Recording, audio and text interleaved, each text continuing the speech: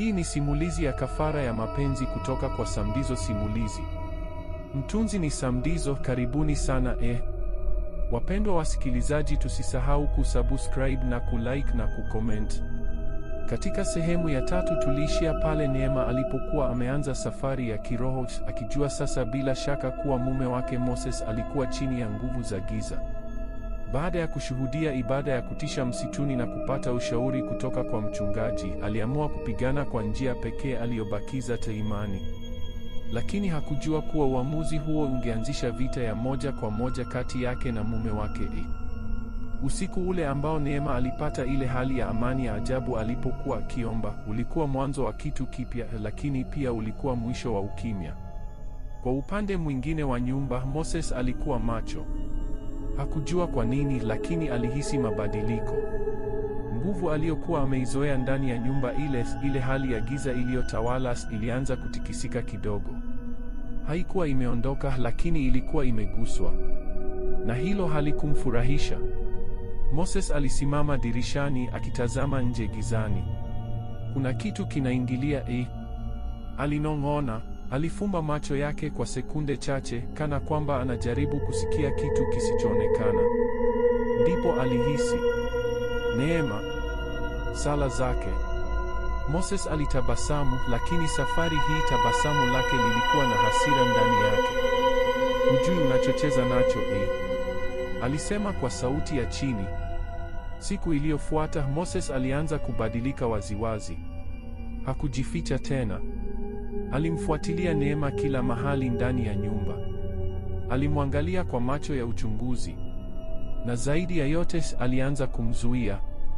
Usitoke nje leo, alisema siku moja bila maelezo. Kwa nini? Neema aliuliza. Ndivyo nilivyosema, lakini Neema hakutii. Alitoka kwa siri na akaenda kanisani. Mchungaji alipomwona aligundua mara moja mabadiliko ndani yake. Unaanza kuelewa, alisema. Neema aliketi chini. Lakini anaonekana kujua ninachofanya, alisema kwa hofu. Mchungaji alitikisa kichwa. Giza huwa linahisi nuru inapokaribia. Alimpa maelekezo mapya. Kuongeza muda wa maombi, kusoma maandiko, na zaidi ya yote kutoogopa.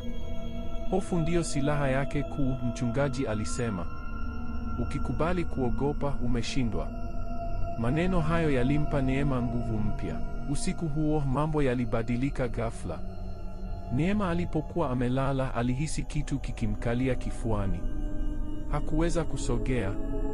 Hakuweza kupiga kelele.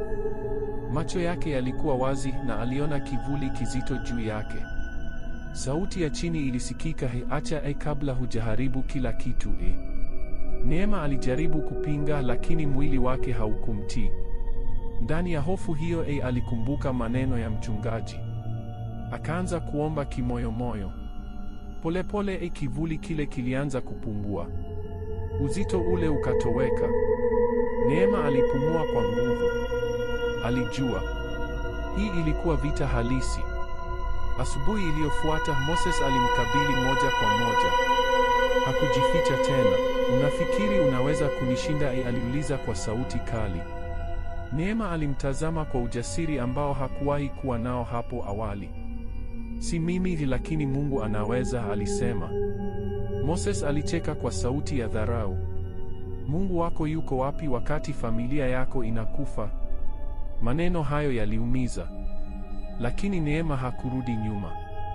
Alikuwa pale na bado yupo, alijibu kwa utulivu. Hapo ndipo Moses alikasirika kweli. Macho yake yalibadilika.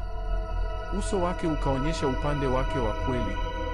Siku zilizofuata zilikuwa za mateso makali. Ndani ya nyumba, vitu vilivunjika bila kuguswa. Sauti za ajabu zilisikika kila kona. Ndoto za Neema zilijaa mapambano. Lakini kila jaribio lilipoongezeka, Neema aliongeza maombi. Alifunga. Alilia. Alisimama. Na polepole kitu kilianza kubadilika. Usiku mmoja Moses alirudi nyumbani akiwa dhaifu. Hakuwa kama kawaida. Uso wake ulikuwa umechoka. Macho yake hayakuwa na ule ujasiri wa awali. Alimtazama Neema kwa hasira, lakini pia kwa wasiwasi. Umefanya nini? Aliuliza. Neema alisimama mbele yake. Hakutetemeka.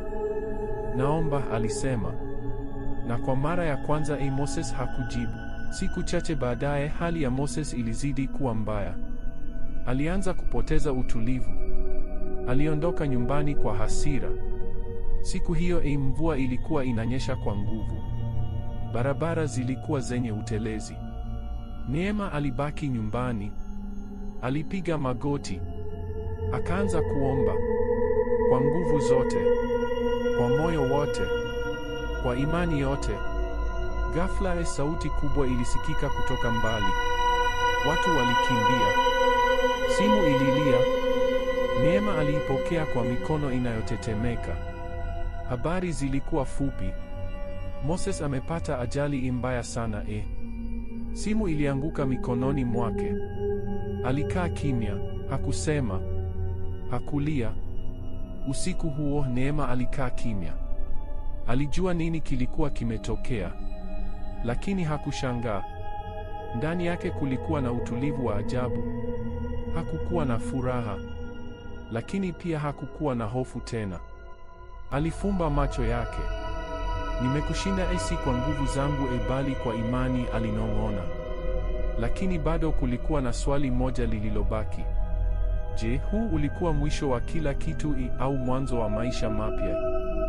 Mpaka hapa tumefika mwisho wa sehemu ya 4. Ijayo itakuwa ni sehemu ya mwisho ya simulizi hii. Tukutane tena hapa hapa. Asanteni.